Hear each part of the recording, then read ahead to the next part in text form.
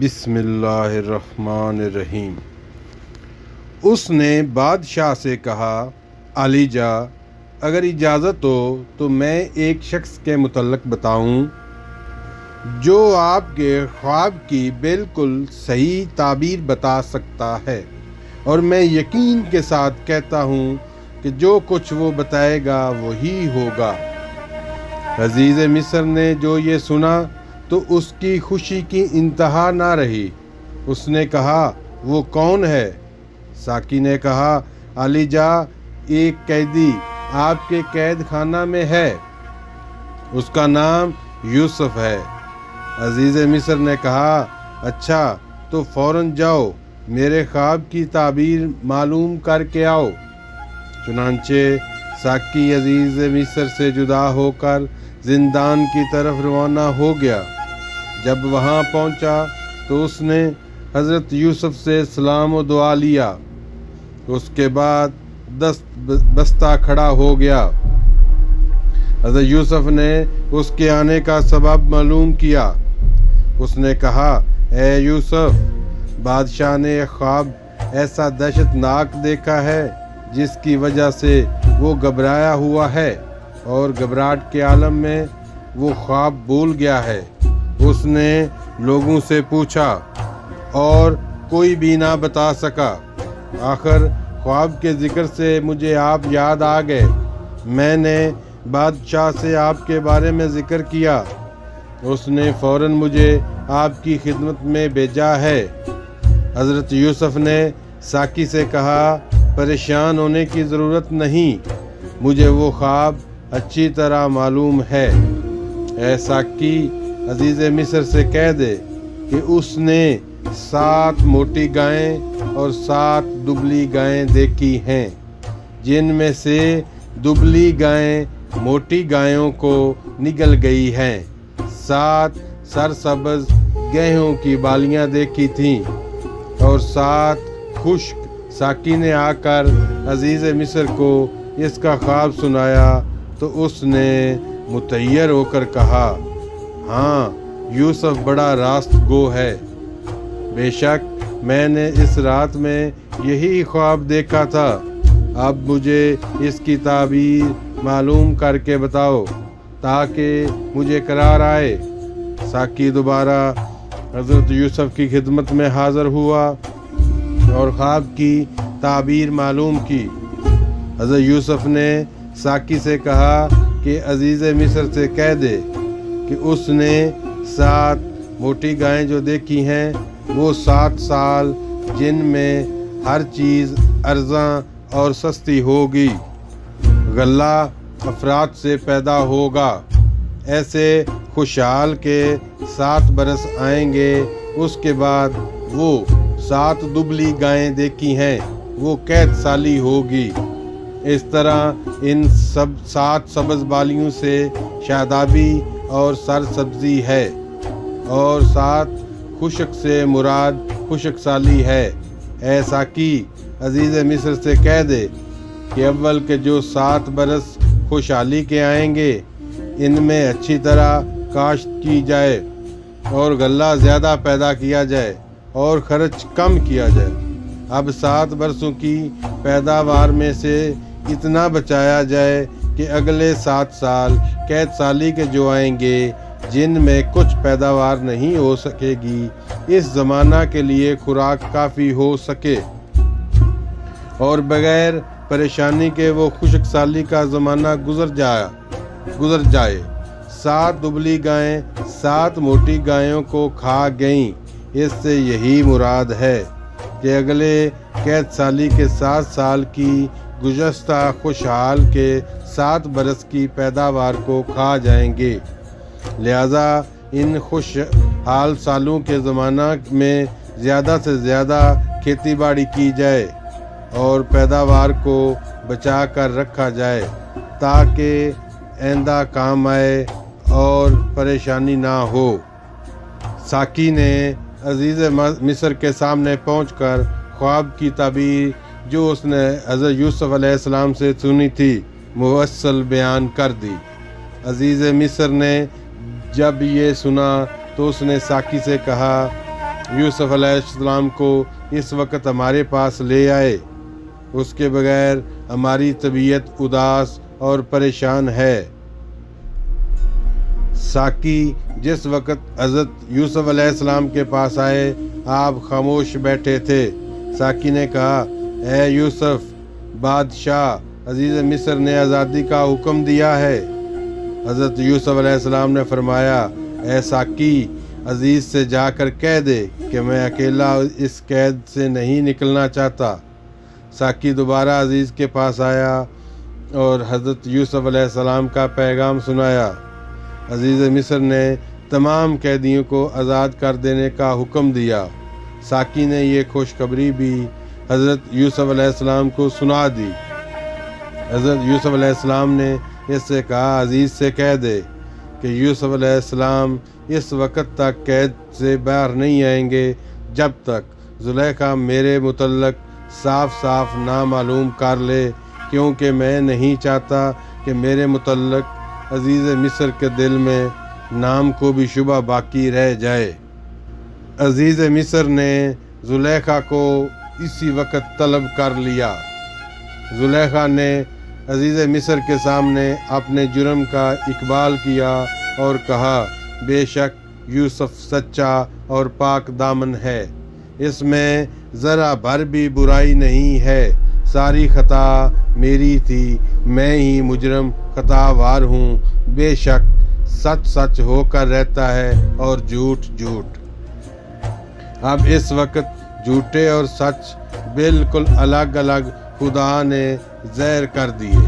عزیز مصر نے یوسف سے کہہ دو کہ وہ بالکل سچا ہے، میں نے زلیخا کو دربار میں طلب کر کے کل حالات دریافت کر لیے ہیں۔ زلیخا نے تیری پاک دامنی اور سچائی کی سرے دربار گواہی دی ہے۔ زلیخا نے بڑے دربار میں اپنے جرم کا اقرار کر لیا ہے، لہذا اے یوسف علیہ السلام جلد آ، میں تیرے لیے بے قل اور بے تاب ہوں۔ چنانچہ قاصد نے حضرت یوسف علیہ السلام کو بادشاہ کا پیغام سنایا اور تمام حالات بیان کیے تو آپ تشریف لے آئے۔ بادشاہ نے اٹھ کر آپ کی تعظیم کی اور آپ کو نہایت اچھا اور بیش قیمت شاہی لباس پہنا کر اپنے پاس تخت پر بٹھایا اور کہا، اے یوسف، آج تو میرے نزدیک سب سے زیادہ محترم اور مکرم ہے، میں چاہتا ہوں کہ تجھے اسی سلطنت کا مختار کل بنا دوں۔ حضرت یوسف نے فرمایا، اے عزیز مصر، میں باتیں ہو رہی تھی، دربار میں خاص و عام بے شمار لوگ موجود تھے۔ عزیز مصر نے تمام آدمیوں کے سامنے اپنا تاج و تخت اور تلوار سب حضرت یوسف کے سپرد کر کے خود سلطنت سے دستبردار ہو گیا۔ وہی یوسف جو اس سے قبل مصر کے قید خانے میں اپنی زندگی گزار رہا تھا، اس وقت وہ مصر جیسی عظیم و شان سلطنت کا حاکم اور تمام سیاہ و سفید کا مالک تھا۔ عزیز مصر کی وفات۔ جس روز عزیز مصر نے حضرت یوسف علیہ السلام کو اپنے تاج و تخت کا مالک بنایا، اسی روز اتفاق سے اس کا انتقال ہو گیا۔ حضرت یوسف علیہ السلام کو مصر کا فرمانروا بنانے کے بعد عزیز مصر ایک دن کے لیے بھی زندہ نہ رہ سکا۔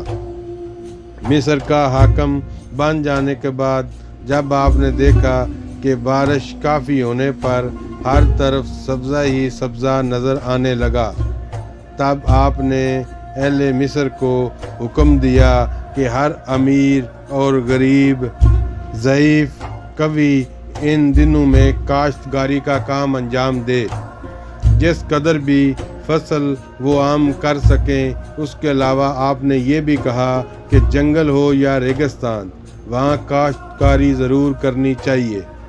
چنانچہ اس سال غلہ کثرت سے پیدا ہوا اور خواب ارزاں نرخ میں فروخت ہوا۔ حضرت یوسف علیہ السلام نے لوگوں کی خوراک سے فاضل تمام غلہ خرید کر رکھ لیا تاکہ بے وقت ضرورت کام آئے۔ لوگوں نے خوشی خوشی وہ فروخت کر دیا۔ اسی طرح حضرت یوسف کے ارشاد کے مطابق 7 برس تک یہی ہوتا رہا۔ اہل مصر ہر جگہ کاشتکاری کرتے، جو اناج پیدا ہوتا دوسری فصل تک کے لیے اپنی خوراک نکال کر بیچ دیتے۔ آپ نے یہ بھی کہہ دیا کہ آپ دور اندیشی سے کام لیں اور جہاں تک ممکن ہو کم خرچ کریں، جس قدر اناج کو خرچ کرنے میں کفایت کر سکیں ضرور کریں۔ حضرت یوسف علیہ السلام نے صرف غلہ ہی نہیں بھرا بلکہ گھاس پھوس بھی کافی بھر لیا تاکہ جانوروں کے لیے چارے کے کام آ سکے، کیونکہ آپ اچھی طرح جانتے تھے کہ بارش نہ ہونے کے سبب چارہ بھی ہی نہیں مل سکے گا۔ 7 برس میں حضرت یوسف علیہ السلام نے اس قدر غلہ بھر لیا کہ پورے 7 شہر غلہ اور چارہ سے بھر گئے۔ مصر کی قید سالی۔ 7 برس گزر جانے کے بعد زمین خشک ہونے لگی، مطلع ہر وقت صاف رہنے لگا، پانی کی ایک بوند بھی نہ گری۔ بارش نہ ہونے کے سبب پہلے ہی سال میں مصر میں قید سالی نمودار ہوئی اور لوگ امید سے زیادہ پریشان ہونے لگے۔ اہل مصر روٹی کے ایک ایک ٹکڑے کے محتاج ہو گئے۔ جب قید سالی زوروں پر ہوگی اور لوگوں کی حالت پریشان ہونے لگی، وہ حیران تھے کہ پیٹ کس طرح بھریں اور خوراک کے لیے غلہ کہاں سے لائیں۔ حضرت یوسف نے برابر غلہ جمع کر کے اسی دن کی پریشانی کے لیے رکھ لیا تھا، چنانچہ آپ نے غلہ فروخت کرنا شروع کر دیا۔ دن رات برابر آپ بھوکوں کو غلہ فروخت کرتے رہے۔ پہلے سال حضرت یوسف علیہ السلام نے سونے چاندی کے عوض غلہ فروخت کیا۔ جب اہل مصر کے پاس نقدی سونا چاندی ختم ہو گیا تو دوسرے سال آپ نے جوہرات کے عوض غلہ فروخت کیا اور لوگوں کے پاس جواہرات بھی ختم ہو گئے۔ تیسرا سال آیا تو آپ نے اعلان کر دیا کہ ہر شخص مویشی دے کر غلہ خرید سکتا ہے، یہاں تک کہ لوگوں کے پاس تمام مویشی ختم ہو گئے۔ چوتھے سال آپ نے اعلان کیا ہر شخص لونڈیاں اور غلام دے کر غلہ خرید سکتا ہے۔ جب اہل مصر کے پاس لونڈیاں اور غلام ختم ہو چکے تو 5ویں سال حضرت یوسف نے غور کرنے کے بعد اعلان کیا کہ ہر شخص اپنی زمین اور مکان فروخت کر کے غلہ لے سکتے ہیں۔ چنانچہ انہوں نے مکانوں اور زمینوں کے عوض غلہ لینا شروع کر دیا۔ جب لوگوں کے پاس سے مکان اور زمینیں ختم ہو گئی تو 6 سال حضرت یوسف علیہ السلام نے کہا اب تمہارے پاس کچھ نہیں رہا، لہذا اپنی اولاد کو فروخت کر دو۔ چنانچہ لوگوں نے جب یہ سنا تو خوشی خوشی اپنی اولاد کو حضرت یوسف علیہ السلام کے پاس اور ان کے ہاتھ فروخت کر کے غلہ لینا شروع کر دیا۔ جب 7واں سال آیا تو لوگ بے حد پریشان تھے، اس لیے ان کے پاس کوئی چیز نہ تھی جس سے وہ غلہ خریدتے۔ جب انہوں نے دیکھا کہ اب ہم لوگ بھوکے مرتے ہیں تب اس سب کے سب جمع ہو کر آپ کی خدمت میں پہنچے اور کہنے لگے اے یوسف علیہ السلام، آج سے ہم تیرے غلام ہیں، ہماری جانوں کے عوض ہمیں غلہ عنایت فرما۔ اے یوسف، ہم تیری غلامی میں بھی خوش ہیں۔ لیکن حضرت یوسف علیہ السلام نے نہ صرف ان کو اپنی غلامی سے آزاد کیا بلکہ ان کا تمام مال و دولت، نقد، سونا چاندی، جواہرات، مویشی، زمینیں، مکانات، غلام، باندیاں اور اولاد، غرض کے ان 7 سالوں میں جو کچھ بھی ان سے لیا تھا سب کا سب ان کو واپس کر دیا اور ان سے کہا اے لوگو، تم سب کو میں نے بخوشی آزاد کیا اور تمہاری تمام چیزیں تمہیں واپس کرتا ہوں۔